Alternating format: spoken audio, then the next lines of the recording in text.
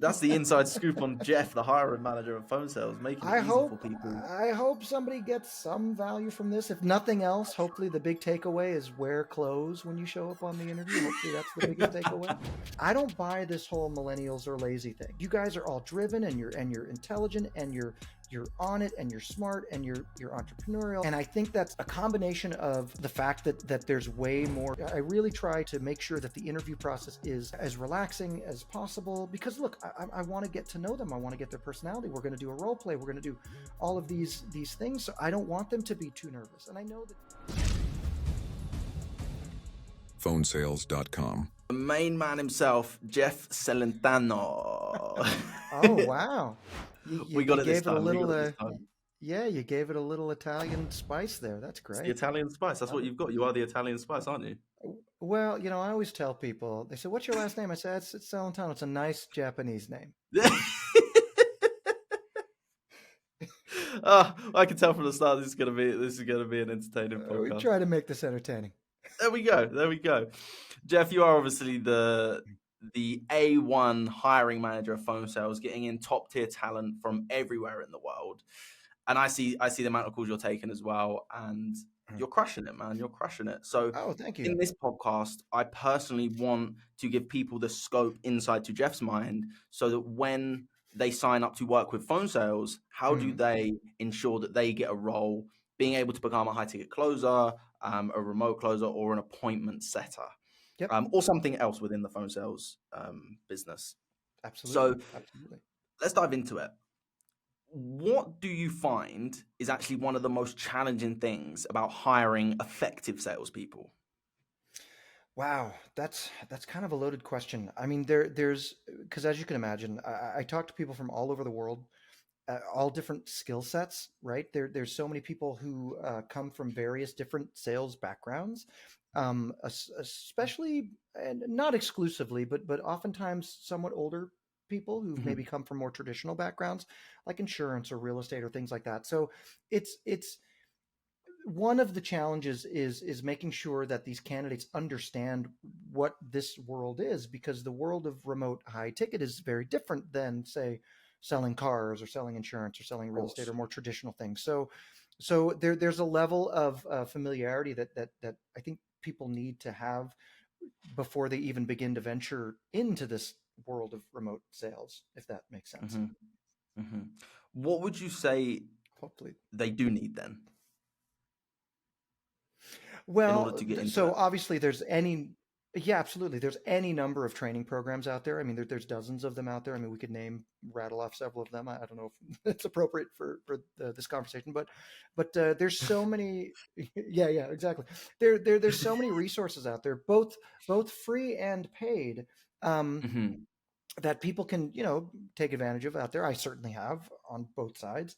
But it's one thing, and I tell this to candidates all the time. It's one thing to get trained and to learn scripting and to learn frameworks and to do all this stuff, which is very important. But it's a whole other thing to develop soft skills, right? And that's something that I notice in sometimes older candidates who've maybe lived a little more and who they know how to carry on a conversation versus say like the 19-year-old kid who just paid $10,000 for some sales mastermind or whatever, and they know the scripting and they know all of that, but the conversation doesn't seem as natural as it should be, right? What you're saying that you're saying that the older generation tend to have those soft skills and the younger generation tend to not. Obviously it's a generic, but like as a like an overall. Yeah, not like a hard and fast rule, obviously, because look, I talk to plenty of young people that are rock stars and are great, but just by and large. And I say this not just as somebody who is screening applicants, but I say that as a father to an 18-year-old daughter. It's like, just the generation, I mean, it's just different skills. Like, I mean, they grew up, with their faces in phones. My generation didn't, you know what I mean? So of course we had to learn to kind of converse with people and kind of, know how to bullshit our way out of things and, and get out, you know what I mean? You know what I'm saying? Like, it's just, there's ways to kind of carry yourself that it's hard to teach that. Yeah. So would you say that that's like a level of adaptability to be able to effectively get what you want in a situation? How Thousand does one percent. do that? It's Thousand adaptability. percent. I would think so. I mean, that's what I tell a lot of candidates. It's one thing to know for a script and one thing to know a framework, but the conversation, especially a sales conversation, well, Hmm. any conversation really, but especially a sales conversation, it can take twists and turns, right? I mean, because at the end of the day, you're dealing with people and their emotions and their psychology, and you're trying to get them over, over a hump, or maybe get them over some limiting beliefs that they may have. So if the conversation takes a left turn, it's good for whether it's a closer or a setter or just anybody talking to somebody in life to know how to Yes, navigate those waters, right? of Go course. left if it goes left, go right if it goes right, and those are things I often talk to people. We do role plays on the interview calls, and a lot of times I can certainly tell when somebody's reading a script. I can certainly tell when they're looking at bullet points, but I can also tell when they're just kind of waiting to get to the next question because that's how they were taught. That's the And flow. yeah, It's like a it's flow like chart for them, maybe. yeah, but sometimes you don't got to ask that question. Like maybe you've Of already said course. that, or maybe that point's already been covered somewhere else. And that's where listening comes in too. That's any good sales trainer will tell you. Sales, Okay. especially now, there's a lot of listening involved, and Of course. sometimes you feel like, especially when I'm on these role plays, acting as a prospect, where I don't feel listened to. No matter how much they try to regurgitate what I've said back to them, it still feels Interesting. robotic. Yeah. Interesting. Okay, that's really fascinating because then that leads me to the understanding of AI and how, like you said, AI can follow a script perfectly. So with the perfect candidate or like the perfect lead, AI Mhm. can probably close it quite well. I'm assuming, like with that AI thing. It's funny. So I was fascinated by the conversation you had with Jovan about this very Hmm. thing. And my opinions are I love everything, all the developments and advancements that are happening in AI. I follow it. I'm trying to stay ahead of the curve. I mean, I'm a Yeah, little older than you. So for me, it's really important to try to stay ahead of all of that. So I of keep my course. eye on that. Um, from what I've seen and from what I've heard thus far, as of this recording date in March of 2024, I haven't seen anything that impresses me that much. Now, Right. next week there could be, by the time this goes out into the world, there could be, Of course. because it's advancing so quickly. But Yes, of as course, of of course. today, as of this minute, I have not heard anything, because it doesn't sound like you and I are having a natural conversation. We're agreeing with each other. We're dropping in on each other like, oh yeah, oh great. We're having those interactions. I Yes. Especially in sales, right? If it feels disingenuous or inauthentic, then Yeah. you know what I It's mean? difficult And to so make the sale. yeah, like you're hearing this robot talking back to you. Yes, I understand. Okay, well, let me So next connect you. question. So next Yeah. question. Yes, it's just still sound, no matter who you've got to model the voice, no matter how you got these inflections, it'll never sound the way, at least not yet, it doesn't sound the way we're talking right now. Of course, of course. Fair Well, enough, because for right? example, like, and that's I wouldn't even necessarily say it's a soft skill adaptability, like in the sense of a conversation. It's just how a conversation goes. Like for example, because you brought up the fact that, like what you said before made me think, oh, does that mean that that's possible in AI? Do you know what I mean? It was like that wasn't scripted. I didn't know you were going to say that. I asked you, and like I've got my basics like questions and Hmm. effectively script of what I'm going to ask you. And I asked you what were the challenges of hiring effective salespeople. But then Hmm. we ended up talking about AI just because that's the way the conversation went. That's a natural conversation. Exactly. That's what I'm talking about. Got And you. sometimes these people, they come through these courses, and sometimes, and I know how much some of these mastermind programs, they're investing in sometimes They're 10,000 expensive. or more. And sometimes I want to go, you need Why'd to you get do a that? refund. Yeah. Yeah. Why'd you do that? Yes. You need to get your money back, or maybe get a little more reps in, right? Because you're not Yeah. quite ready for prime time yet. So that I find very, very fascinating because I've personally never taken any sales training at all. Now, I'm not like the closers we have here at Phone Sales. I'm not like any of these partners, Jovan, Sasha, Jack, Melik, Omar, like Steven. Yeah. I'm Those not guys the are rock sassies stars. like these guys. Yeah. They are rock stars. Do you know what I mean? They I've seen them close. Oh, I love watching their videos. Yeah, great. Oh, it's great. It's great. It's an education. But it's education, live action. But that's the way I Totally. personally learn, is by watching, then doing. Oh yeah. I've taken courses where they offer the sales training and stuff like that. But even from the courses, like it's theory. It is theory. Like I think, if I'm being completely honest, correct me if I'm wrong, I'm assuming you'll agree with me. Someone wants to come into phone sales, what's probably the best thing they do? They probably go and get a sales job, try and sell, fail a bunch of times, get some experience. Once they've closed a bunch of deals, come to phone sales and say, look, I'm here, I want to learn. Because in the role, they're going to learn a lot more than just learning the theory and learning a script. Mm-hmm. I've learned one script before, and I realized that it gave me a framework, but also I really struggle to read while I talk. I just struggle with that. That's the other thing. And it's an immediate disconnect for the other person, especially the prospect. Like, look, if you're a prospect on a sales call, you know you're on a sales call. You know that there, at somewhere in that call, there's going to be an ask to be some sort of exchange of money or business to be done, right? And if the prospect doesn't feel listened to, or if it seems too robotic or too scripted, then that's the sale's not going to happen. I mean, sometimes you may get lucky and it's just a person's a lay down, no matter what you say, no matter what you do. Yes. But, by and large, you have to have a natural conversation. And that you can apply that in life. Look, man, we learn by doing, right? Yeah. You can know all the theory. I mean, shit, talk to any doctor, right? I mean, the first time they got to operate on somebody, they're probably nervous as hell. Because this is really different than reading about this in a textbook or operating on a dummy or whatever. It's a totally separate thing, totally different level. Yeah.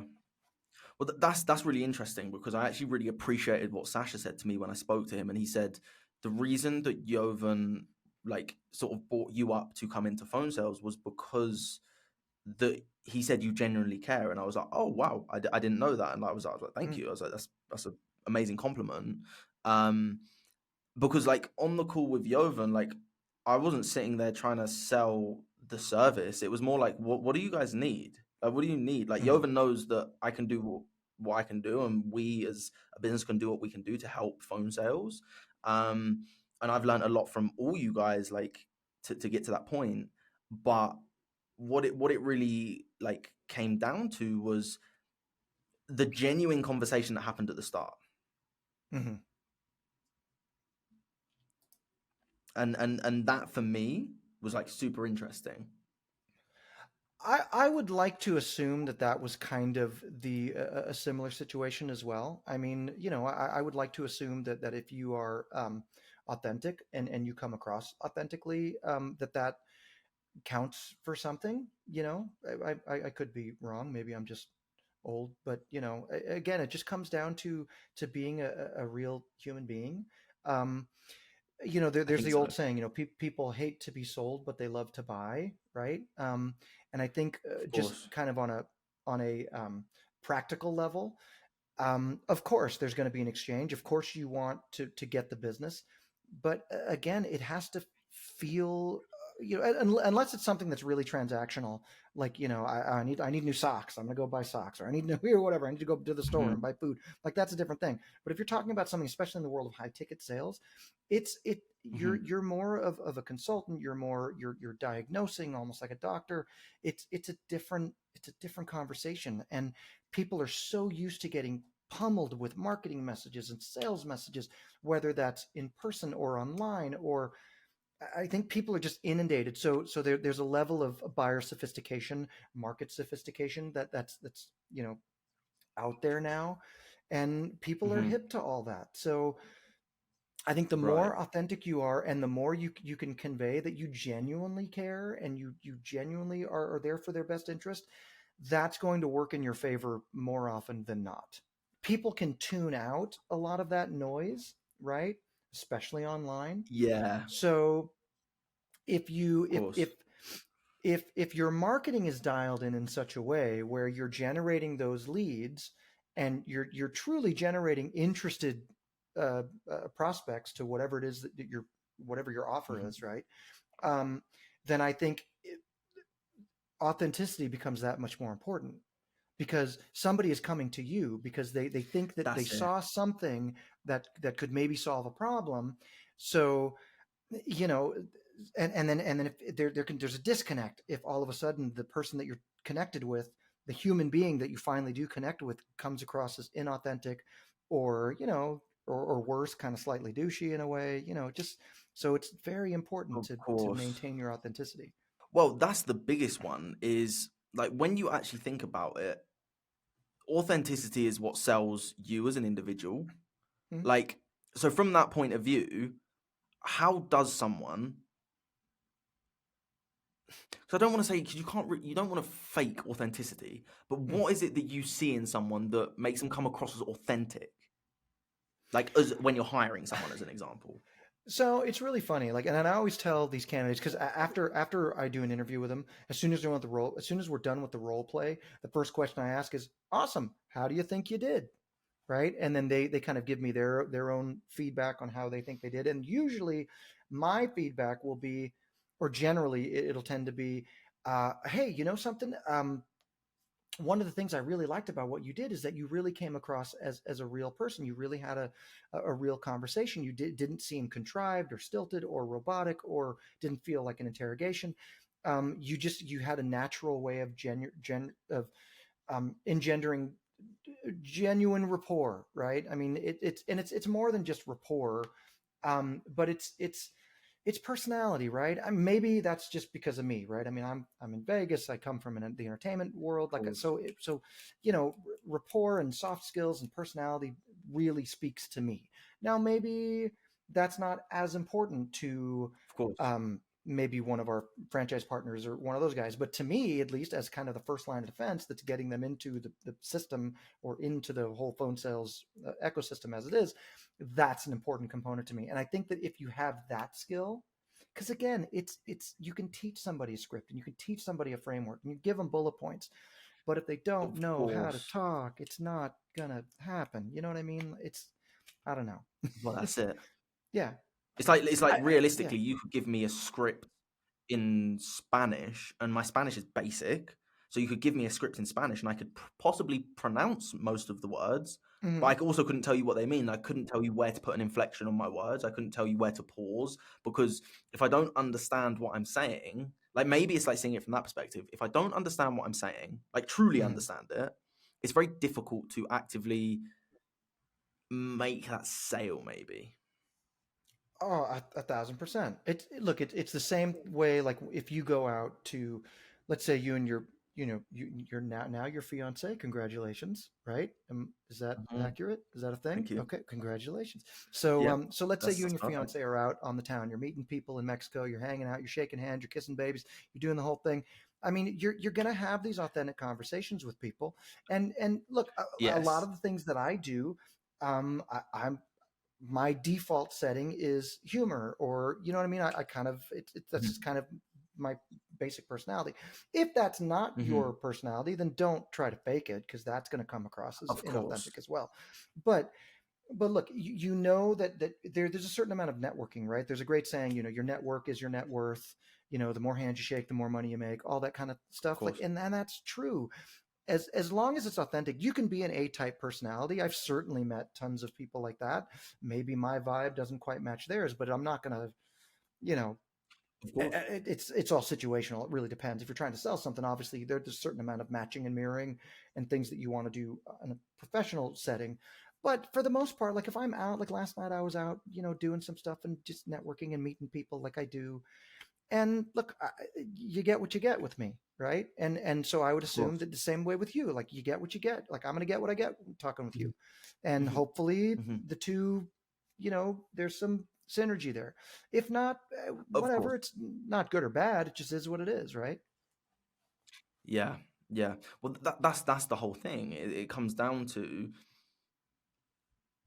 it's who you are individually, and I suppose that comes down to a self-awareness thing, right? Like you said, that your immediate thing is comedy. Like for Mm. example, like I'd actually say we have very similar personality types, where you can just sit and have a laugh straight away. There's some people that aren't like that. And also, I can also not be like that like I personally have learned very well to match people. So like effectively the soft skills of sales I learned. Like I just need to learn the hard skills. Well, yeah. But being able to like match people where they're at, like that's where, for example, when I meet someone like yourself, I can get on very well because naturally that's how I am. So I don't have to try and try and match. Absolutely. Do you know what I mean, we can go off, we can take different turns in the conversation, we can make some jokes, we can do that. And, you know, I feel bad for the people that don't have a sense of humor. I mean, it's, you know, because you kind of have to be a little, well, really, because you kind of have to be a little nuts to do this, right? You have to, I always tell people, you have to have the right amount of crazy to do this, right? Because you're going to be dealing with rejection so much. Yeah. So you have to, Of course. you have to be a little nuts to just kind of brush it off. Like, all right, that guy was a dick. All right. Yeah. That's cool. That guy was an asshole. No worries. Off to the next one. Yes. You know, and to actively go out and say, I've got a full calendar of people that could potentially kick me in the balls all day, and I'm going to enjoy it. Right? Yeah. You got to be a little nuts. But that's okay. That also comes down to a perseverance thing, right? Absolutely, it does. But see, the thing is, if you're having fun doing it, that's the element that I don't know if that's what they're teaching in these, you know, masterminds and courses and programs, right? Right. Is to have fun with it. Because at the end of the day, they're going to buy, they're not going to buy. I mean, you can practice your skills and you can always get better and all that stuff. All of everything that they teach you is certainly legitimate. But there has to be an undercurrent of the right amount of crazy, having the right amount of fun with it. If it's fun, then you're going to go into every call like it's a new adventure. So I really, like, for me, if anybody asks my opinion, you know, solicited or not, it's always just try to have fun with it. Be professional, follow the guidelines, follow whatever the framework is. That's cool. All that's great, but have some fun with it. Because at the end of the day, you can make a lot of money. Yeah. So that's a wonderful thing. So if you know you're going to make a lot of money, enjoy it. Exactly. Well, that's it. Like, to me, that actually kind of makes a lot of sense. You can have fun. You can also make a lot of money, and you can work with great people that have great minds. So what's the downside of phone sales? To me, nothing. Well, you're doing that very thing right now, I would say, right? Pretty much. I love making content. You love making content. You're really good with people. Without a doubt. I love talking with you. And every time we have an interaction, it's always great. You're really talented. You know what I mean? So I know that when I'm going to hop on a call with Max or any interaction I have with you is going to be fun. It's going to be cool. It's going to be informative. I'm going to learn something. You know what I mean? So that, and that's kind of, now look, any of the franchise partners, maybe Jack or Steven, when they goes, Jeff doesn't know what the hell he's talking about. I don't know. Maybe they might have a totally different take on it. But I just know that anytime I've done anything that's worked out in a big way, it's because I had fun doing it. And that enthusiasm can oftentimes be contagious. And if you're transferring that energy, because really sales, there's a lot of transference of energy and ideas and all of that. Yes. So if you're transferring that energy to the other people, especially if you're doing it virtually, like we are, we're not in the same room. Shit, we're not even in the same country. But there is transference of energy, right? Yeah. You can share a laugh. You can share an idea. You can come out of the conversation, both people enlightened and, you know, and feeling great, and you can both win. I'm very much a fan of the win-win scenario. Love that, Jeff. I love that. And it actually reminds me of something Jack said about the transfer of energy. When I spoke to him, he was saying that in order to sell something, you need to transfer your conviction that what you have to sell is what they need. And he's like, if they don't need it, I'm not going to try and sell it to them. Do you know what I mean? If they really do not need it, why would I bother trying to sell it to them? And I was like, that's an interesting take. Like, it's a transfer of conviction in order to make the sale.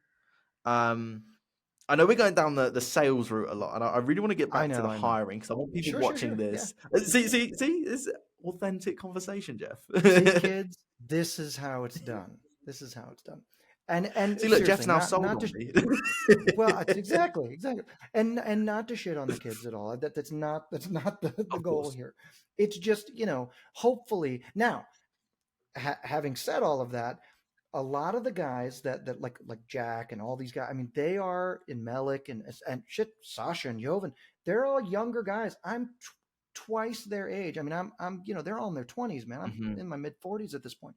And I look at those guys and I go, what impresses me about it is that they're so dialed in and they're so like, I don't buy this whole Yes, millennials are lazy thing. Like, I don't buy it because I at agree. least, I yeah, agree. because I mean, you're probably much younger than me too, and you guys are all driven and Mm-hmm. you're intelligent and you're on it and you're smart and you're entrepreneurial, and I think that's a combination of just the fact that there's way more tools at our disposal nowadays than there were when, say, Yes, I was 20 years yes, ago. You know what I mean? For me, I would agree. um, and so I think that the people that want to make their mark in the world are going to utilize these tools and utilize these Mm-hmm. opportunities to their advantage. And so Mm-hmm. guys like you Mm-hmm. and Jovan and Sasha and all of our franchise partners, they're really killing it. So it's Course. interesting for perspective, and I know this has nothing to do with sales or or recruiting or whatever, but it's just I'm really impressed because for kind of an old guy like me, I look at it and go, wow, these guys really they're on it. I mean, there's this Yeah, whole millennial thing. They're lazy. It's kind of shit. I know plenty of boomers that are lazy as hell. You know what I mean? I know plenty of Gen of X course. my age that are lazy as hell. So yeah, Right. I'm very impressed with the level of professionalism and just Interesting. ambition that Interesting. comes from this group of Mm. people. I tell you what, I really like that comment because I also agree with you. Like, for example, I also agree that everyone does things completely differently, specifically in phone sales. Like, for Mm, example, like the way that Sasha does business, to the point, gets shit mm, done. He does. mm. The way that Jovan does business, to the point, gets shit done, just in a different way. I feel like they complement each other very well. Yeah, Um, and that's why phone sales is where it is for sure. And either way, the work gets done. I really like the way that you said that because, like you said, it's not necessarily a generational thing.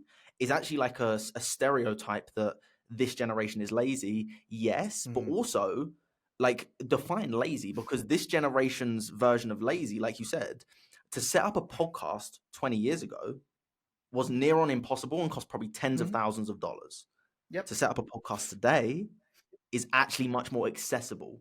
So the level of laziness is actually what creates great businesses. For example, why did Riverside as a platform get built? Why did Phone Sales AI get built? Because hmm they wanted to like build for them for you guys, right? You wanted to build your own internal system that became a software that was like, huh, businesses actually need this. absolutely, absolutely, Do you know what I and mean? Like that it's super yeah. interesting to me. Yeah, and they're utilizing the tools at their disposal that I didn't, that we didn't have when I was, 18, 19, 20 years old. You know what I mean? Of Um, course. I Of mean, shit, course. my generation, the Gen X was called the slacker generation. You know what I mean? So but everybody's, when you're young and lazy and, and all that, but we didn't have these tools. So that's why I try to stay up on top of Exactly. all the stuff as much as possible. Because I look at Of like course. my dad, Of who's course. pushing 80 years old, who barely knows how to turn a computer on. That's the one thing I am convinced that there's still a lot of people that are still trying to figure out how the internet works. so, Probably. so I there's mean, that without a too. doubt. Without a doubt. Yeah, Yeah. and that Well, doesn't that's matter it. how old That's or it. young you are. I know plenty of young people that don't know how to open up an email, for crying out loud. Mhm. So yeah. Exactly. Exactly. And that's again another thing that I find very fascinating about the whole phone sales culture is everyone just figures it out. hmm Everyone. hmm And yeah. like you said, everyone here is very, very talented, very talented. And also they get vetted by someone who is very talented, yourself. So the talent coming into phone sales really is high quality. And that is again like, but how did this come about? Because I don't know if you spoke to Sasha or Jovan or how you came into the business, but Mm. you were vetted by someone who knows what they wanted. Do you know what I mean? So it's like they always find the right people, and then they find the right people to find the right people, which makes a great culture and a great business, in my opinion. Yeah, I mean, hey, I'm still here almost a year later, so I mean, hopefully I'm doing something right. I mean, that's the interesting thing. There you go. They don't there's not a lot of micromanagement. At least that hasn't been my experience. I'm sure that's probably the same for you. Like nobody's really just like on your ass. It's like I get the sense that maybe it's because they're younger and they just have a different management style and a different way of running the business. But I don't get the sense that it's not like, working in an office building for some, old dude, then they're constantly on your ass to get things done. I really think that this is the impression I get. We've got good people in place. They know what they're supposed to do. They're getting it done. And, and if there's an issue or anything, then sure, they can address an issue. But for the most part, everybody's kind of, they know what they're supposed to do. And if they need assistance from the higher ups, from the founders, they're available. But I like the fact that we can all work with a certain level of autonomy and that we're not being treated like children, Yeah. Yes. Which I think is possibly the new way of doing business. Maybe I'm right, maybe I'm wrong. I don't know. I think, I think it's a great way, because also you allow people to make mistakes, because like even in my sense, like people make mistakes all the time. Like I'm the one that has to effectively cover. But if someone makes a mistake, I'm not going to make them feel bad. Like I'd rather them make the mistake now and highlight the mistake. If it gets made again, highlight the mistake. If it gets made again, highlight the mistake. I feel like there's a level where it's like, okay, now, come on, we've spoken about this, but like there's ways that we can make that happen. And like you said, there's a way of doing it, and clearly it's working. That's all I'm going to say. Clearly it's working, and there's a lot that, like you said, these other businesses can actually take on from the younger generation that are doing something right, because PhoneSales wouldn't be here if it wasn't doing something right. 1,000%. We are all spread out in different parts of the world. I'm in Vegas. You're in Mexico. I think right now Jovan might be in Thailand. Who knows where the hell Sasha is? I think he's in Japan or something. I saw on his Instagram. He's in Japan. Yeah, he's in Tokyo. I was like, oh, cool. I've been there. That's cool. But yeah, I love the fact that there's a level of efficiency. Just and I know we're kind of having a kissing PhoneSales ass a little bit right now. We can get back to on the topic, but all of that to say that this is the culture that they and all of us are building, right? I mean, they really only, the company's what, maybe 2-3 years old at the most, somewhere around there, like maybe going to 3 or 4 years. I don't know. I believe so. So, and that speaks to what they're building. It's like they've built this very efficient, very this culture, this professional culture that's built on a certain level of autonomy and trust. And look, we know we've got good people, so we're not going to micromanage. We're not going to be on anybody's asses.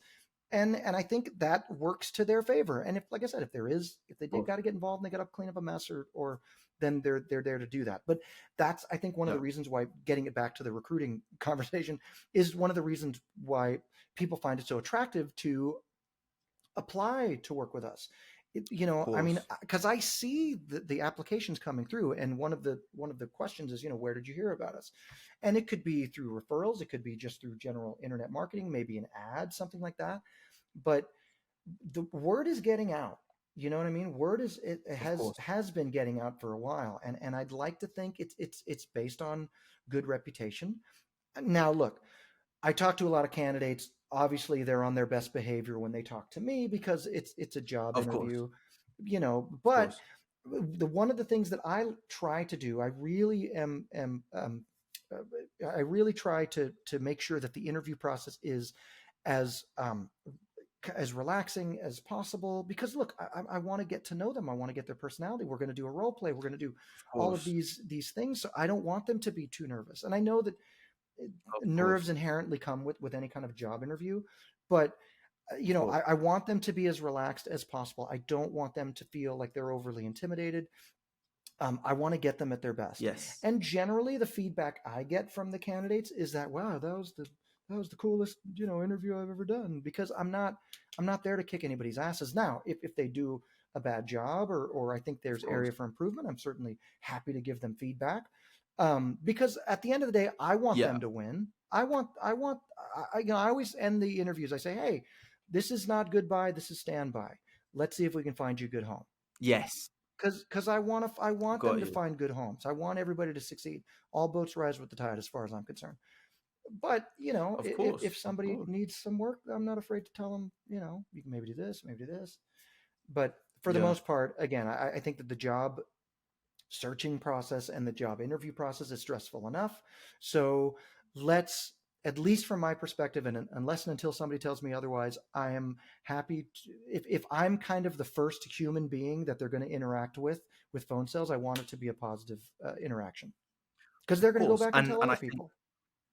of course, and I would say that, in my opinion, you're the greatest person for the job, because you allow people to be comfortable, and it's quite, you're easygoing, but like you said, you're not afraid to say this area needs work, this area needs improvement.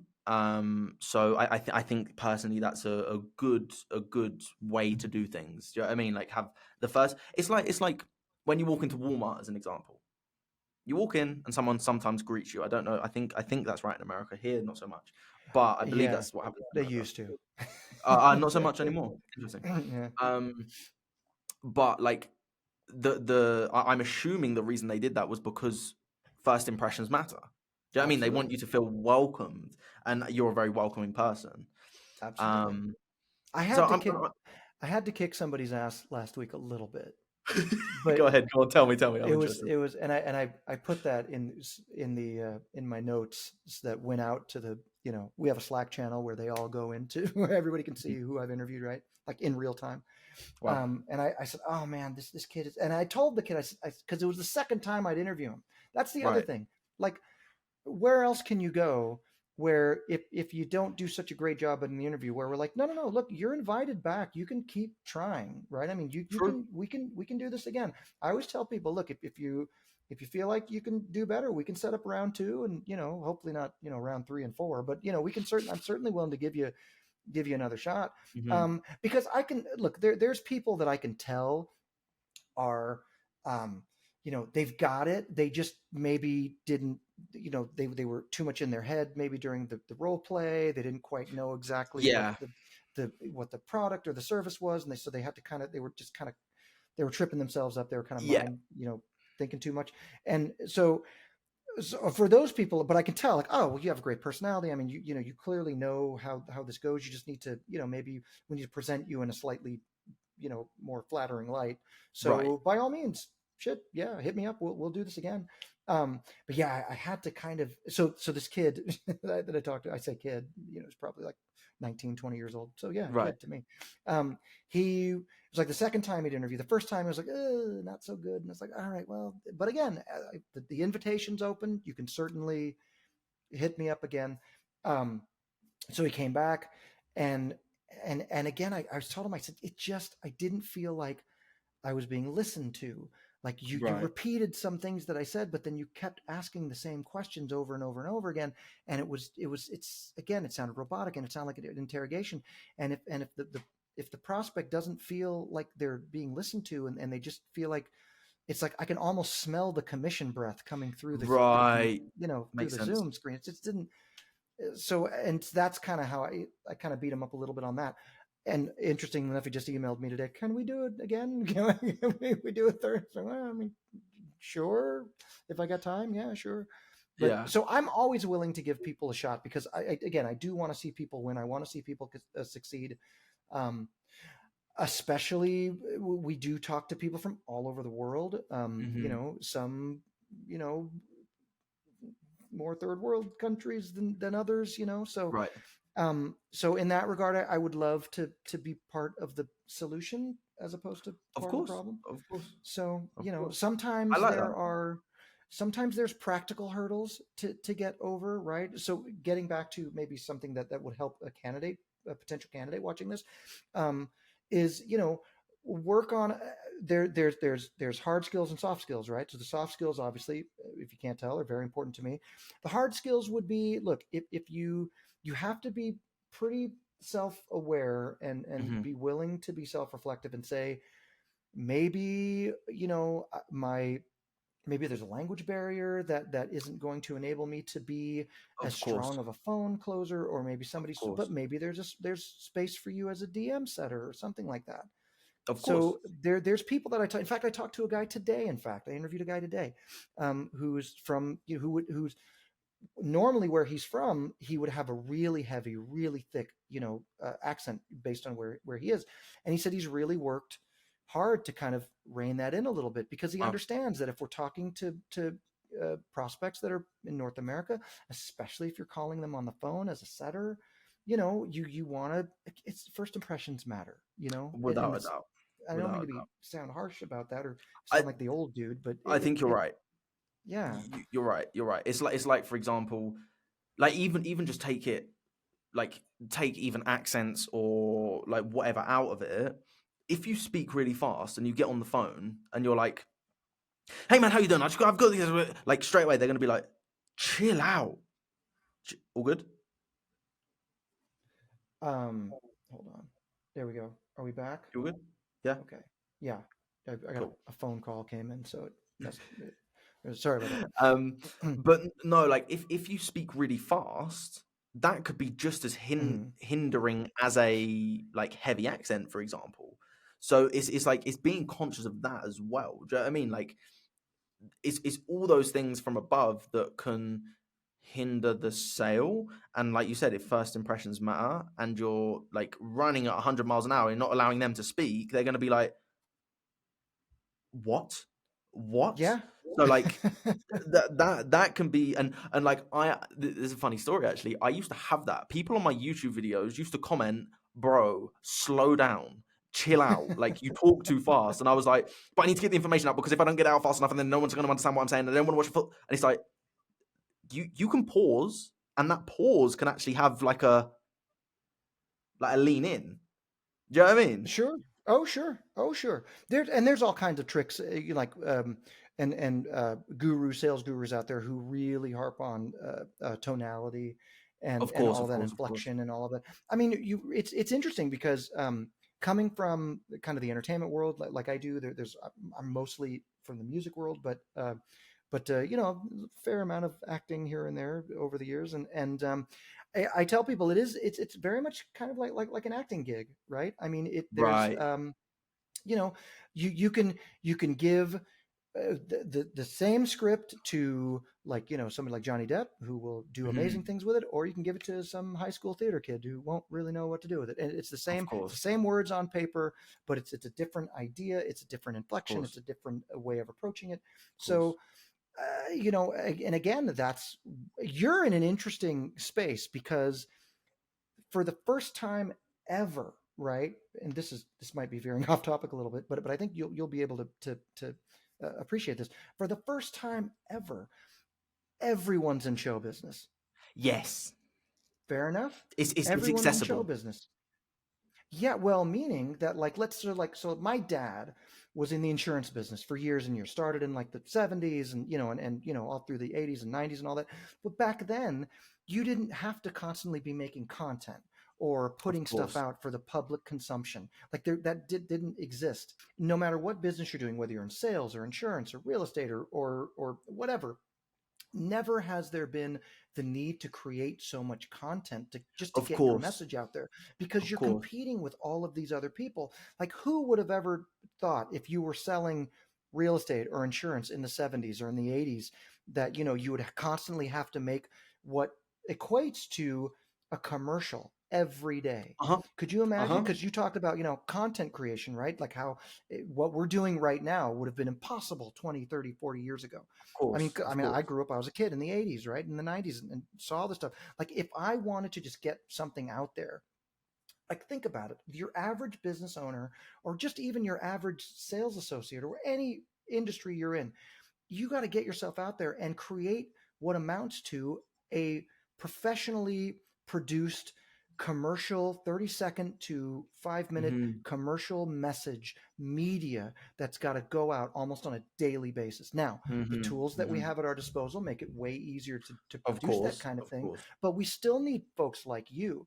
So that's it's a totally different world and a totally different paradigm. So regardless of what you do, I think it's very important to be aware of that the camera's always on, which means you have to kind of sort of always be on. Everyone's on some level, everyone's in show business. And, you have to be very aware of putting your best foot forward. What does that mean as far as sales go? Well, I mean, you can be a remote closer and kind of avoid all of that and just do, but if you're a business owner, the camera's still on, you're still kind of and you're still dealing with people who have now grown up and are used to this kind of course, media culture, right? That we're in right now. So it's changed the way human beings are wired now. Like we have totally different conversations than say like I did when I was a kid growing up in 1985. It's like it's a totally different conversation. So I'm very curious actually with that whole social media thing. If someone's already got social media before they like apply to work with phone sales, can that actually help them? Yes, and it can also hurt them. Of course.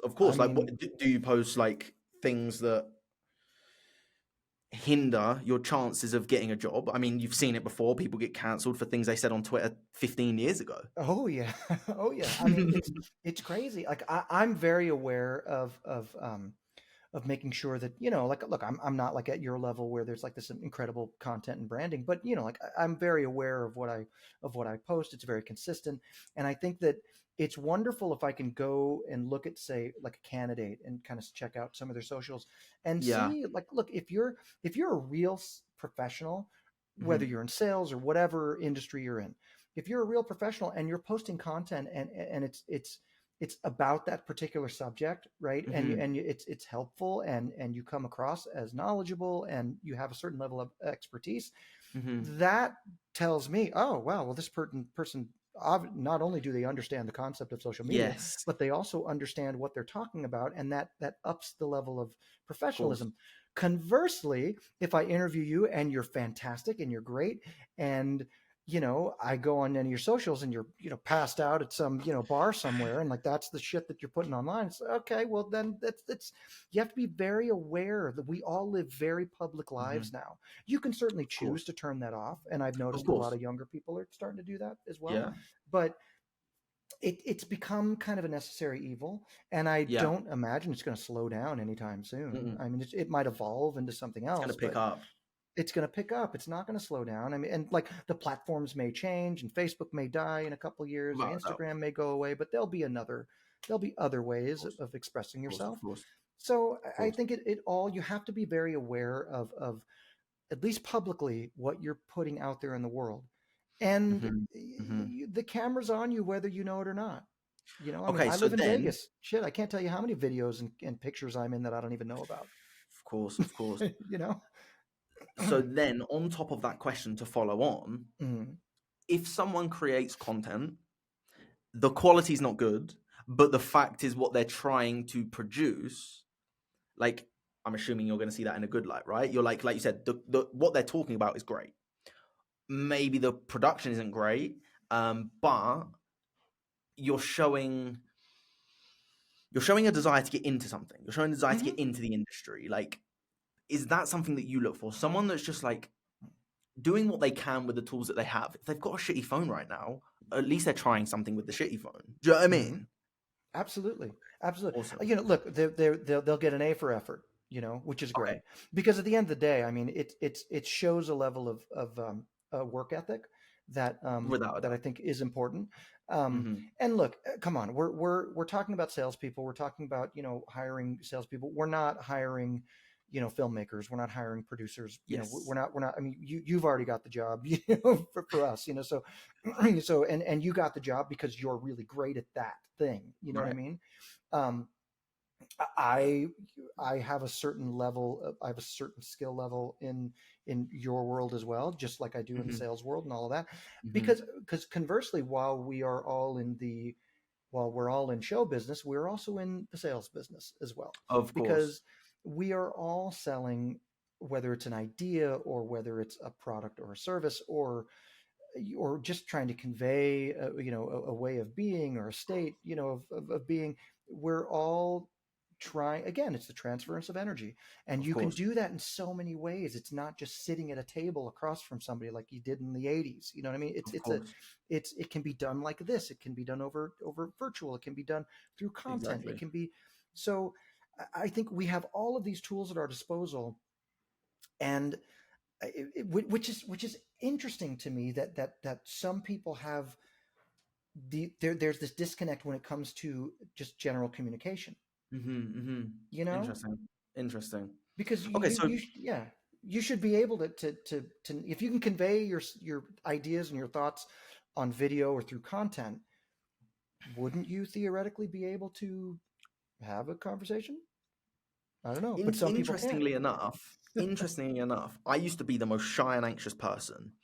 The way I overcame that was actually through content, like genuine anxiety. Like I couldn't look Wow. people in the eyes. I couldn't talk to people. Like I really struggled. Content actually made that difference for me.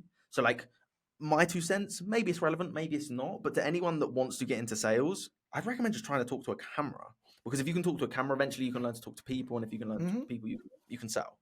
Yeah. But I want to get some like also funny but also interesting stories from yourself. Like, is there anything first of all that's a weird unrelated thing from work that you would see as a green flag for someone applying to work with phone sales? How do you mean? Like what? Like something that is so totally unrelated from work. So for example, soft skills, great, kind of related. Is there anything that's like a bit out there that you're like, I'm actually I like that. I like that about someone. Oh, well, I mean, it's kind of a natural bias, but I've talked to some people who we've hired on who come maybe from the music industry or come from, say, like the like showbiz, or maybe they've got an acting background or whatever. That to me, there, because you are communicating with people, so there is a level of being an extrovert, right? Okay. So those are I can usually tell. That's why I say again, those types of people have kind of the soft skills that I look for. Right. Interestingly, though, there are some, because it's one of the things when I first got the job as the hiring manager, I thought, interesting. I know a lot of people who are in show business who, maybe they're in between gigs or whatever, and they got great personalities. Maybe they would be a good fit for these. Right. And I remember I brought that up to Jovan, and he was like, I don't know. And I was like, well, it makes sense to me. And now I know why he was like, because now it's like, oh yeah, you're not great. So, sorry. So that's kind of, I hope that kind of answers your question.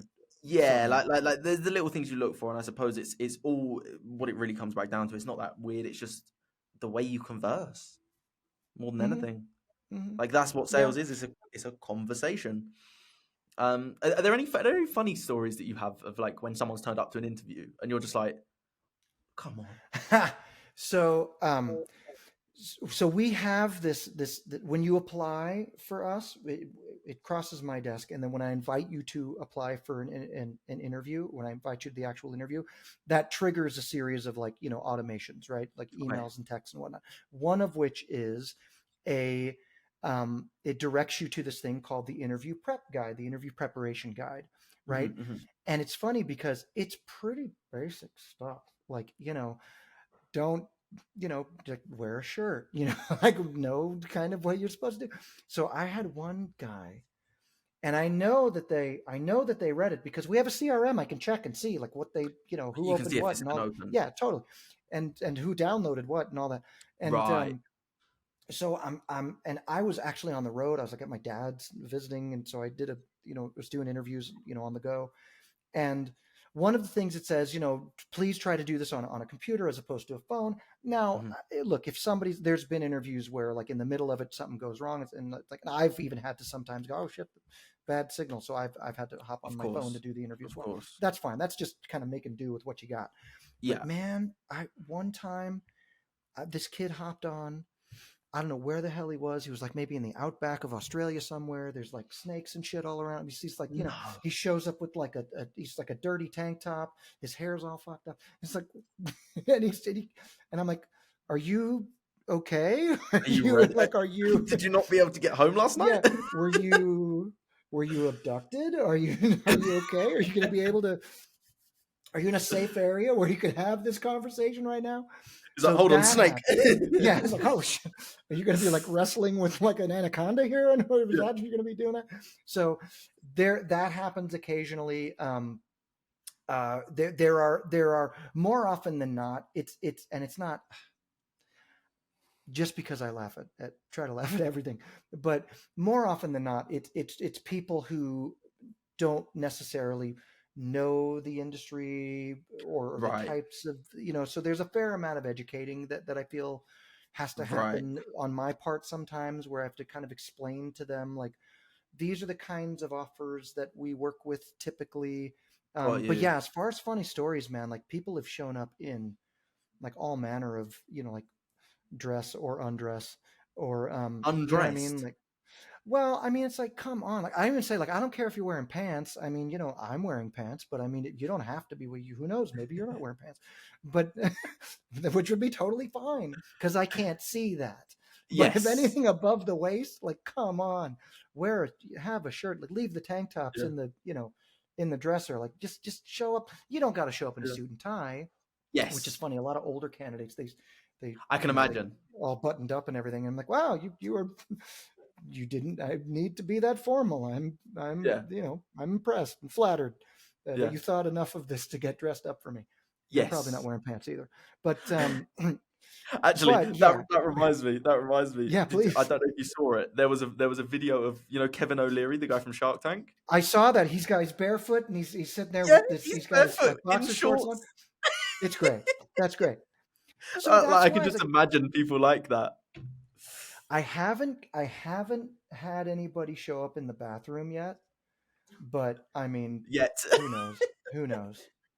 I mean, you hear horror stories all the time, like people keeping I their can camera imagine. on when they really shouldn't keep, or the microphone is on, when they shouldn't be on. Like, Yeah. that Yeah. motherfucker, and then it's, oh shit, let me turn the microphone off. Yeah. Yeah. You just see them leaves the room. Oh yeah, absolutely. So that's kind of like the craziest story that I can tell. But yeah, just show up. I mean, look, nobody's asking you to be overly formal. I certainly don't expect Yes. anybody to show up in a suit and tie or tux or anything like that. Although if somebody showed up with a tux, like Step Brother style, that would be really funny. That would be hilarious. Well, maybe just a hesitation. Maybe this is a little hack for anyone applying to work with phone sales. Stand out. Show up in maybe get might be a bit weird, but they could even get a printed tie with your face on it, Jeff. Oh man. Oh shit, I wish I could go grab them. I have a pair of socks that somebody sent me. It wasn't a candidate, it was something else. It was a few years ago. But it was one of the things, like, that's how they kind of followed up with either people they're trying to sell to, or maybe job candidates, or Right. People, hiring managers or whatever. I have a pair of socks. So they took like what I'm like my Facebook profile picture and made these pair of socks. They had these socks made. And so I've got socks with my head all over them. It's hilarious. I've worn them maybe once in my life, but I'll never get rid of them. And you'll never forget it. I'll never forget it. You probably even remember their name, don't you? No, I don't.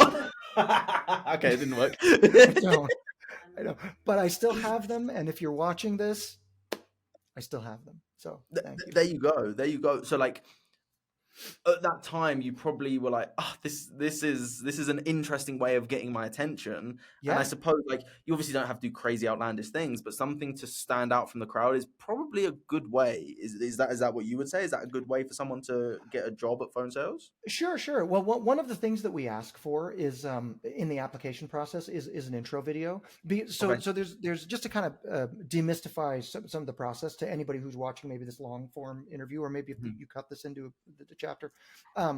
One of the reasons why we ask for so much, we ask for so many things during the application process, like a picture and an intro video and all this kind of deep line of questioning, is because we're building out a profile. Potentially, we're building out a profile for you in our PhoneSales.ai marketplace. So everything that goes into the application process is essentially the content that goes into creating your dating profile inside of our system, right?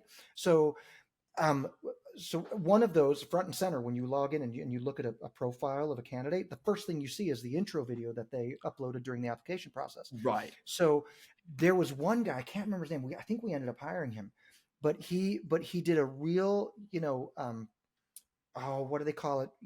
Just he really grabbed the attention right off the bat. I think he like did like a funny move, or had like this really, great like opening line, like "What's up, phones?" I mean, it's like that's the kind of stuff that catches my attention, right? Because it tells it makes you likable.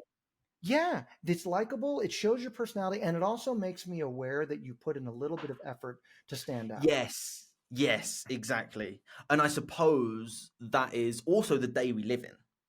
30, 40 years ago, maybe that would have been different to go, what's up? I'm here. Like that would have just been, that would have been so frowned upon. But the day Yeah, we live in, like if you look at adverts, like maybe it's like, again, that self-awareness, go with the times. If you look at adverts from 40 years ago, it was, I don't know, Burger King, like yeah. your greatest meal fast. I don't know their Yeah, slogan or whatever. But we do it now it's your like, way.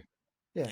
exactly, like now it's like a kid's like spinning around going crazy, and then like, I know it's complete false advertising, but like a dad giving the kid the burger meal and then the kid calming down. It's like do you know what I mean? It's like that type of stuff. Like obviously Oh, that wouldn't sure. happen, These but pattern like interrupts that are very, they exactly, catch people's attention, and you go like, wow, this guy's got something. I want to talk to this guy. You know what I yeah, mean? yeah, Versus somebody who's maybe a little too buttoned up or a little like, and they're now sometimes, people are interesting, right? They it's an interesting situation where you talk to people and you go, oh, this guy looks really cool, or this guy looks really cool. They're mm, really interesting. You talk to them, and maybe they made a great first impression on video and it didn't quite translate in person. Usually it's the opposite. Usually yes, they come across like a little too stiff on camera, but then yeah. you get them talking and it's a different situation.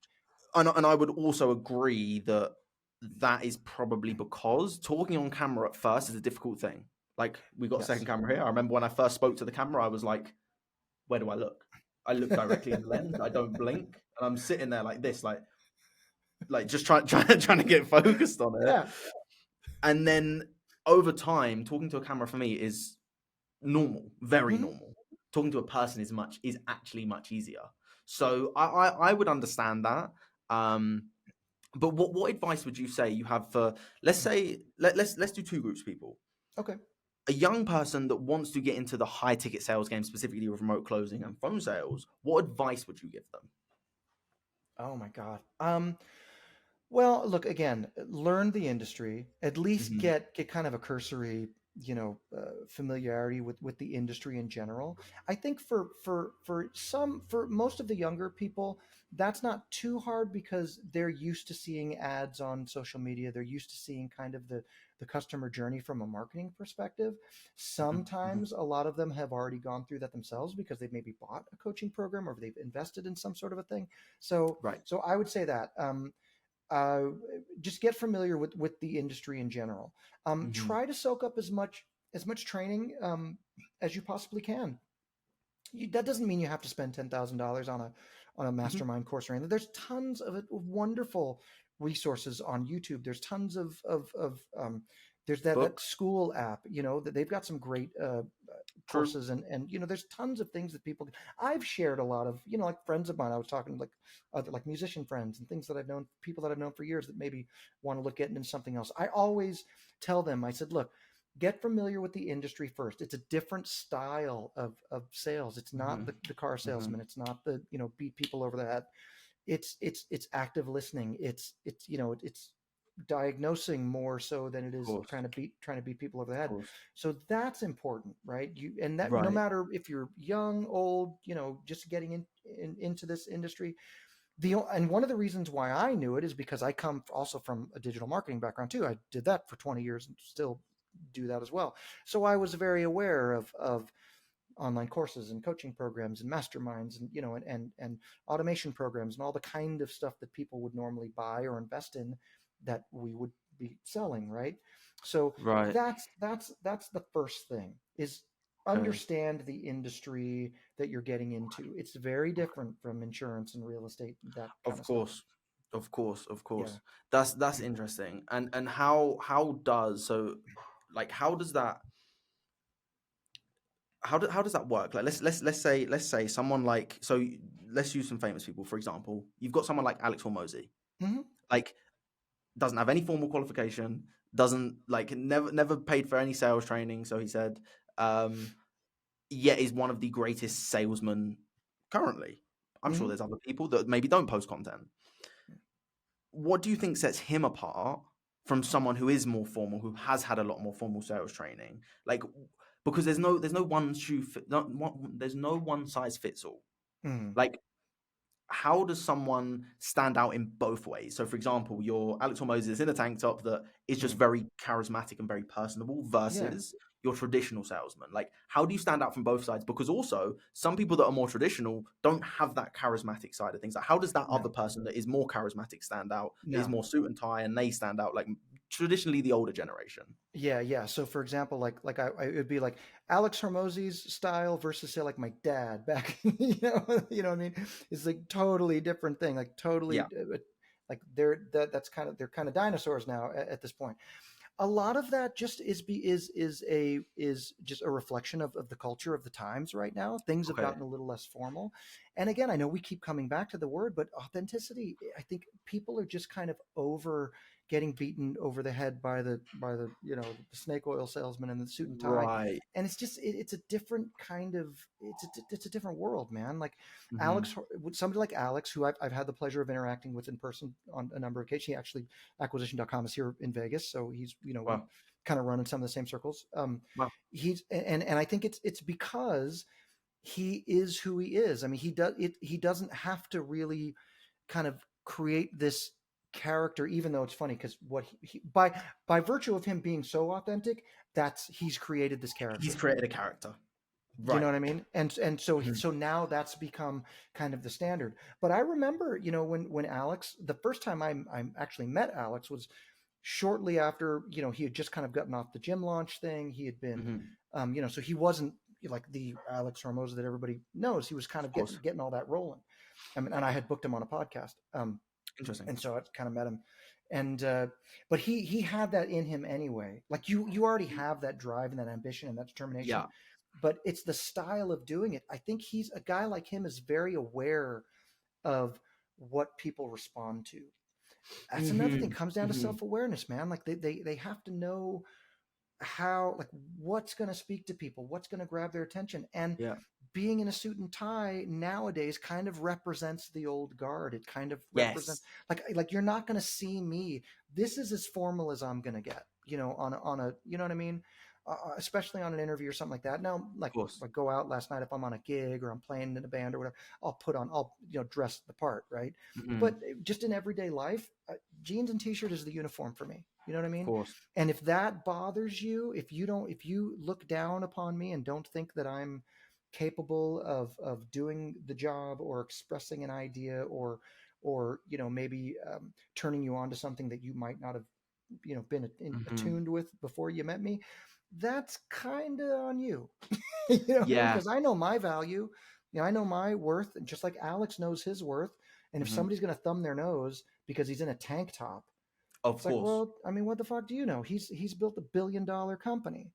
Have you done that? Of course. And would you like to do that in a tank top and a nose strip? I would. It's just it's times have changed, man. Times have totally changed. Yeah. Times have changed. And that's another thing with phone sales. It's a very diverse group of people. Everyone's unique in their own way, but they're not putting on a front. And I've noticed that everyone is very authentic to them. Like, for example, Stephen, he came from a military background. So he's very more regimented. Do you know what I mean? Like, everyone's got their own unique way of doing things. They've all got their own unique way of talking. Yeah.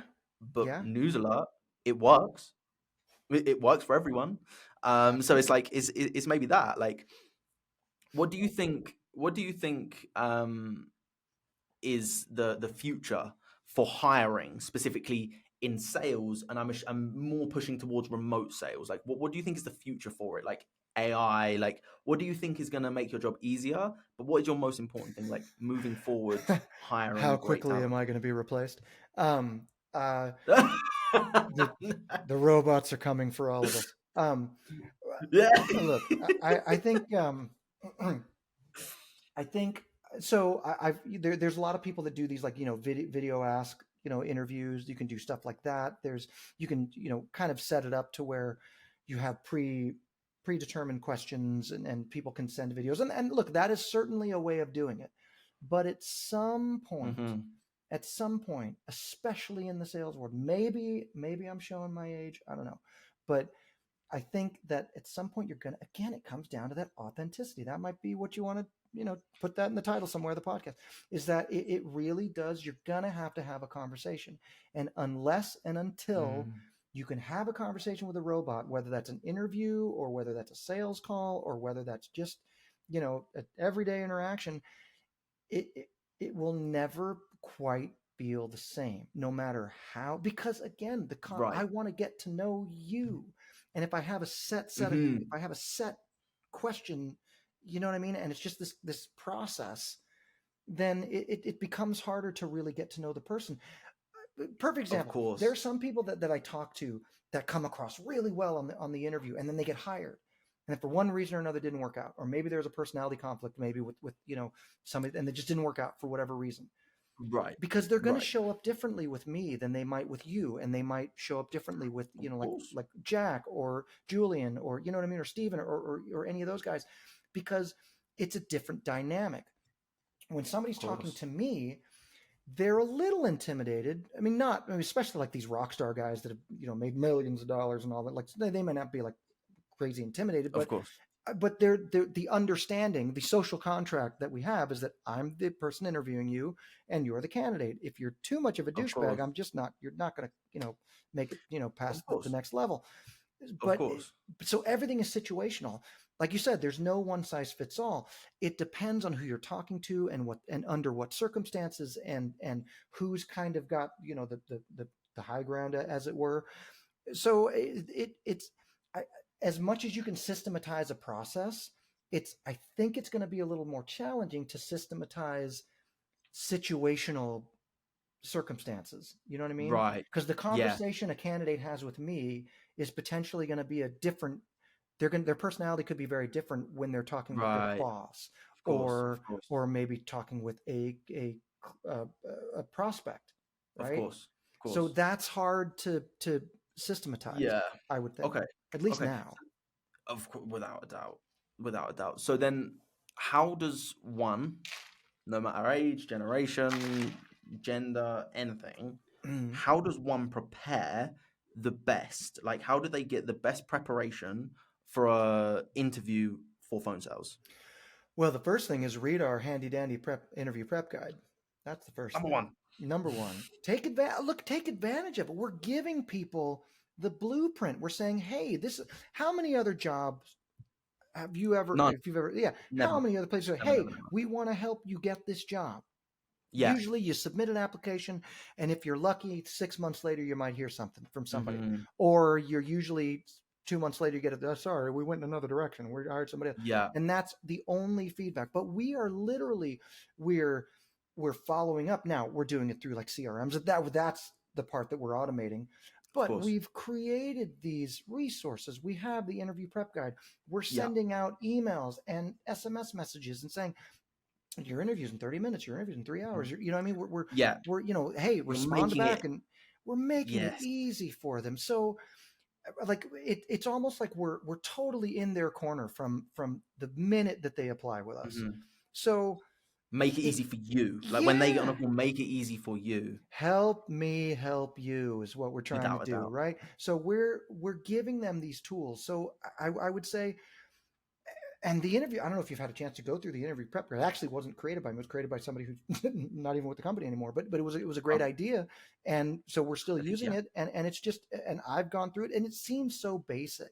Really, you'll probably laugh if you go through it. It's pretty funny. Oh, without a doubt. Wear a shirt, that kind of stuff. But the point is that we are trying to help them at every stage of it, even before they work with us. So that way, even if they don't get through, like they don't make the cut, they have a resource to maybe refer to on the next job interview they do, or wherever they go. So I'd like to think that we're planting seeds, especially with younger people who are just kind of getting into this. We're really just less experience. Less experience. We're trying to get them. We're trying to help shape the future of their career, which nobody's doing. Nobody's interesting. Does that, right? Again, it's in my opinion, it's like with phone sales AI. Why do I think it's a great software? Is because, like you said, one, you're preparing people. It's not like phone sales is saying, right, here's give us $5,000, pay for a course. No, you're getting a job when you apply to phone sales. You don't pay for anything. but you have to have experience. Just like you couldn't expect to go in to a company and go, right, I want to be the CEO. It's like, well okay, why? Why? Yeah, Do you know what I mean? exactly. And Jovan said it on his podcast where he was like, we actually like to hire appointment setters that have no experience because they can learn quite quickly, which then can lead them to closers. Again, another reason why I personally think businesses should subscribe to PhoneSales AI, because you can find top tier talent. You're not going on to Fiverr looking for a sales expert. You're going to a vetted sales company that also have vetted sales people. Yep. As I like to say, we kiss the frogs so they don't have to, right? That's pretty Exactly. much what You we make do. their life easier. Yeah, and on both sides, by the way, on both sides, we are vetting and curating the best talent, right, out there for the business owner, but also for the candidate. Look, it's no secret that there's a lot of scammy bullshit out there in various Facebook groups and things that are job posts that really aren't job posts. There's a lot of bait and switch. It comes with the territory, right? So it's in a candidate's best interest to reach out to us, because at least we know that the offers that we have coming in, there's a barrier to entry. These businesses, they have to pay us to get access to this talent that we've been curating. So they have to, on some level, they have to be past like the initial startup stage. They have to at least be in the stage where they're scaling to the point where they are willing to invest with a company like PhoneSales to get access to our library of talent, right? So we kiss the frogs so they don't have to, right? On both sides. On both sides. Yeah. We're protecting the interest of the business owner and making sure they get the best people they can, and we're protecting the interest of the candidate and making sure that they're good at getting on an offer that isn't going to be some bait and switch thing, or in some cases, even worse, it's not a situation where they get hired and they get their hopes up and I got this job and I landed it, but it goes away because their marketing wasn't dialed in. Exactly. Or the lead flow stopped. And so I only had this cool job for a month. You know what I mean? That happens a lot too. Yeah. So I again, the whole ethos to me is nice. We want your life to be easy. We want your life to be easy. Say again? Nice use of the word ethos. People don't say that. That's a $20 word right there. That's great. There you go. That's a good one. But the ethos of PhoneSales, in my opinion, is we want you to do well. We want you to do well, because if you do well and you do well, we do well. All boats rise with the tide. Exactly. And to your point about setters too, I want to make this point. That's a whole other game, right? Yes, like we're not as strict as far as like experience and whatnot when it comes to setters, but there, if there's one thing that I've noticed, is that especially candidates that apply specifically as setters, it's like, I don't know. I mean, a lot of them, because they come through these training programs, and it's like, is anybody training these people how to actually be setters? Because they get on and they still don't seem sometimes, well, not a lot of times, but sometimes they just got the qualification. Yeah, or they just don't seem to quite understand what the differences are. So they approach the interview as if they were a closer. And I always tell them, a lot of times people thumb their nose at the whole setter role. But if you think about it, the word setter is the perfect title for that, because not only are you setting an appointment, but you're also setting the tone. Because if you think about it, you're the first human interaction as a setter that a candidate or a prospect is going to be dealing with. Once they get through the marketing, they see an ad, they watch a VSL, they do it, they go through the whole customer journey from the marketing perspective. The setter is so important because they're the first initial outreach. They are setting the tone of what should be the rest of the customer journey. Like they are really setting the tone of, oh, this is what it's like to work with us. Yes. You know what I mean? So like if you see an ad and you're interested in whatever offer or whatever program, and then somebody who's cool and is knowledgeable and friendly and doesn't come across like a robot and is not, again, authentic, that, at least as a prospect, that tells me, oh, wow, well, these are some people that I might want to talk to. Like they've got some, there's obviously some sort of a culture there of, authentic, real people that at least appear to have my best interest in mind.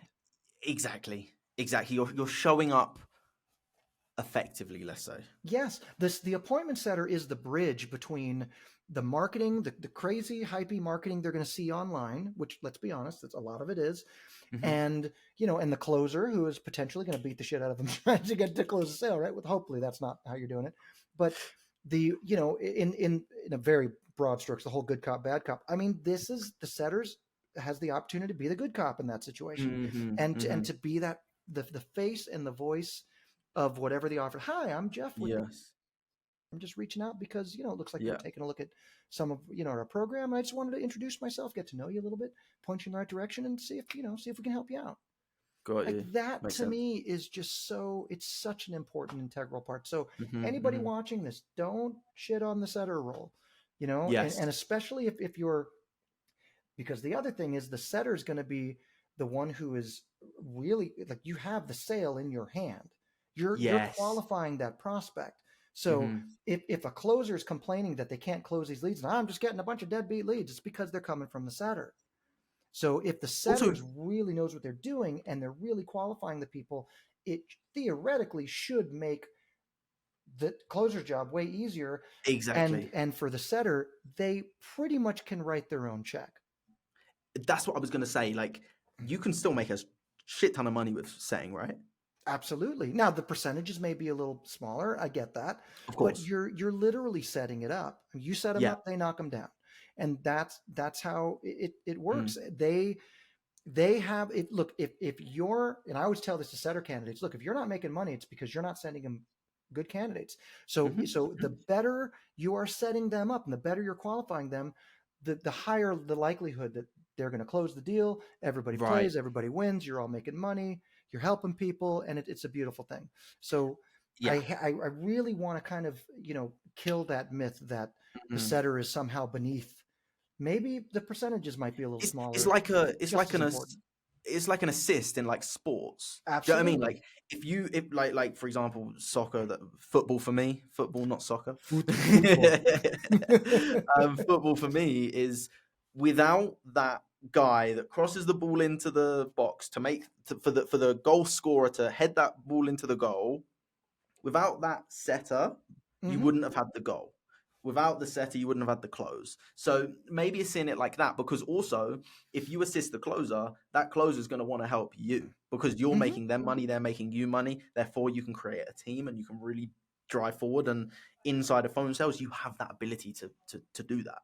Of course you do. Like if you're a closer, you go, oh, I want to work with that guy because he always sends me the best, most qualified leads. Exactly. So whenever they get a new role, they're going to refer you to the original. Do you know what I mean? Absolutely. And that's another thing about the culture of working with us is that you've got, especially on like the franchise partner side, like guys like Jack and Steven and Julian and Melik and those guys, like there's now look, if a client, one of the clients is just, getting access to the phone sales AI, they're going to have their own trainings and they're going to have their own, they're going to ramp up their people the way they do it. But on the partner side, they're really working with the talent, not only the talent, but they're really working with the offer to dial that in to make sure is the marketing great? What's your funnel like? What's your lead, what's your lead magnet like? What's your acquisition? What's the customer journey? They're really helping him with that. There's always kind of been this little dance between, marketing and sales, right? Like, cause a lot of sales guys, I just want to fucking close the deal. And the marketing guys are, trying to, and there's always kind of been this, butting heads a little bit, but when they're working together, it's like music, man. It's very harmonious and everything is, in tune and in harmony. And that's what you want to look for. And I really get the sense that our franchise partners, again, Melik, Steven, Jack, all those guys, Julian, they understand as much as the sales is important. They understand that it's important to work with the clients and the offers that they're onboarding to make sure that it's a good experience all the way around. The marketing's dialed in. So the setter has something good to work with. The setter's sending the closers the best possible candidates. They're closing deals. They're helping people. They're changing lives. Like it's one harmonious flow. Yeah. And that's phone sales is setting them up for success. Yeah. On all sides. And so that's one of the reasons why I was attracted to this, because normally, look, I've been used to working for myself for 25 years. Like I'm psychologically unemployable. Like you know what I mean? Like I need to like it's funny. But when I saw the mission of what these guys are doing, I was like, this is really something I can get behind. And I see these two young guys just like killing it. I'm going, what the fuck was I doing when I was 25 and 26, right? Yeah. But it's just, so I have a lot of respect for the two founders. I have a lot of respect for the franchise partners. I have a lot of respect for you, the team and the culture that they're building. And again, not to make this a whole, ass kissing session, but it's just what I've seen. And it's not, Yeah. it's very different from the corporate world, right? That's it. And it's so detached from the corporate world, because I love it. I remember speaking to Jovan and him saying, he was like, we tried an office, but remote just works better. Yeah. You get better talent. Like you said, we're all in different countries. I'm pretty sure there's like 3 in Latin America somewhere. Yeah. You've got Asia. You've got like different parts of Asia as well. Like all of these different places, and it works. So the model's proven. It all works. And so anybody from our team is accessible 24/7. Exactly. Right? If a message comes through and I'm asleep, maybe Jovan fields it. If he's doing whatever because he's in Thailand, I field it. You know what I mean? It's like it's all, we all kind of work together, and it seems to work. Now, obviously, can things be tweaked? Can things be improved? Of course, that's any business. That's just how things evolve.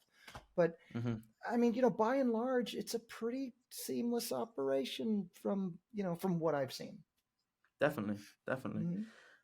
That's it. That is it. That's the inside scoop on Jeff, the hiring manager of PhoneSales, making it easy for people. I hope somebody gets some value from this. If nothing else, hopefully the big takeaway is wear clothes when you show up on the interview. Hopefully that's the biggest takeaway. Don't be on the toilet. Have a shirt on. And whenever possible, try to have earbuds on so there's not any weird audio snafus. Oh, did I? Can you hear me? What happened? I can. There we go. There we go. Did that? Yeah. So you said, don't be on the toilet. Wear a shirt. What else? Yes. So basically, if nothing else, the key takeaways are as follows: try not to be on the toilet, and if you are, try not to make it look like you're on the toilet. Just mute that mic when you have to. You know what I mean? Don't flush. Mute the mic on when you're about to flush. Preferably wear a shirt. Good idea, right? And try not to be in fighting, an anaconda in the outback somewhere when you're,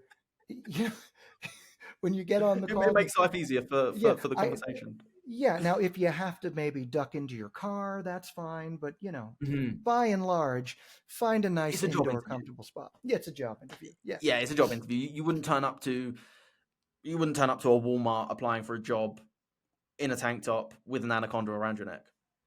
Walmart, maybe. I don't know. Maybe you would for Walmart. The bar isn't quite as high with Walmart, but look, the bar for me, like don't show up. I'm not asking you to show up in like a tux and tails or anything like that, but just it's I don't know. I hesitate to use the term common sense because it's becoming less and less common these days. But yeah, very true. You get the idea. Should be common sense, let's say. Yes. So I hope awesome I hope the viewers, whoever the 2 people that watch this, get some sort of value out of this. Hopefully it's more than 2 there people we go. watching.